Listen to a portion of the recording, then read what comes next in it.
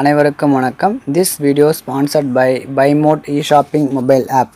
இந்த பைமோட் e shopping mobile app ஒரு ஆன்லைன் ஷாப்பிங் கம்பெனி. இந்த பைமோட் மொபைல் ஆப்பினுடைய லிங்க் பார்த்தீங்கன்னா கீழே டிஸ்கிரிப்ஷனில் கொடுத்துருக்கேன். நீங்கள் போய்ட்டு டவுன்லோட் பண்ணிக்கலாம். ஆண்ட்ராய்ட் ஃபோனாக இருந்தால் ப்ளே ஸ்டோரிலும், ஆப்பிள் ஐஃபோனாக இருந்தால் ஆப் ஸ்டோரிலும் நீங்கள் ரெஜிஸ்டர் பண்ணிக்கலாம். இந்த மொபைல் ஆப் உங்களுக்கு ஒரு பயனுள்ளதாக இருக்கும். வீட்டுக்கு தேவையான பொருட்களை இந்த மொபைல் மூலிமா நீங்கள் பர்ச்சேஸ் பண்ணிக்கலாம். உங்களுக்கு பயனுள்ளதாக இருக்குன்னு நம்புகிறோம். நன்றி. வாங்க இப்போ வீடியோக்குள்ளே போகலாம்.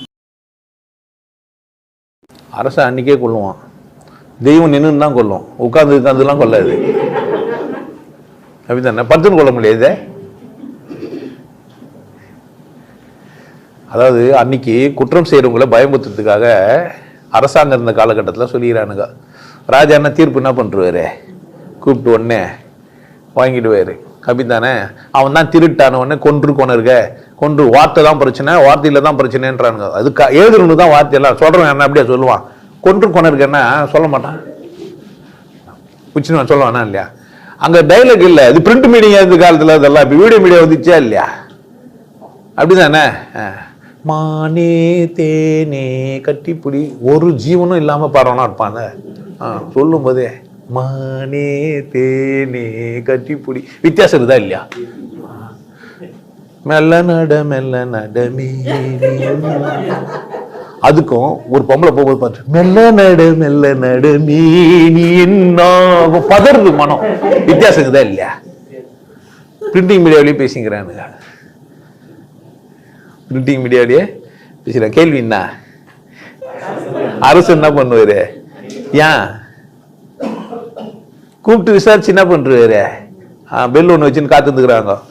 அந்த மாட்டு கண்ணுக்குட்டி மேலே யாரா ஏற்றது, உன் புள்ள தான். அப்புறம் அவனை என்ன பண்ணேன், அதே மாதிரி வச்சிரு.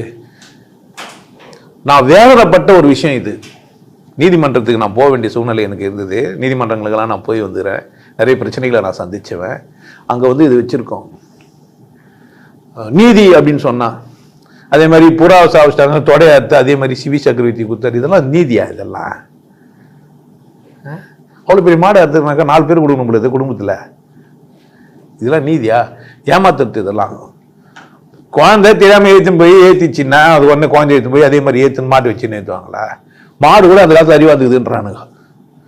இதெல்லாம் ஒரு விதமான ஏமாற்று. கதைங்களோட நியாயத்தையும் தர்மத்தையும் புரியல. பணம் இருந்தால் ஜெயிச்சிருவாங்கன்னு சொல்ல வரான் அவன். அதில் ராஜாவோட பிள்ளையவே ஆனாலும் கூட பணம் இருந்தால் என்ன பண்ணுவாங்க, மறைமுகமாக அந்த கதைக்கு அர்த்தம் அதுதான். நீங்கள் டீகோட் பண்ணாமல் அப்படியே படிச்சு அந்த கதையை அப்படியே புரிஞ்சு வச்சுக்கிறீங்க. பணம் இருந்தால் செல்வாக்கு இருந்தால் நீதி கூட என்ன ஆகிடும் உனக்காக மறையும்.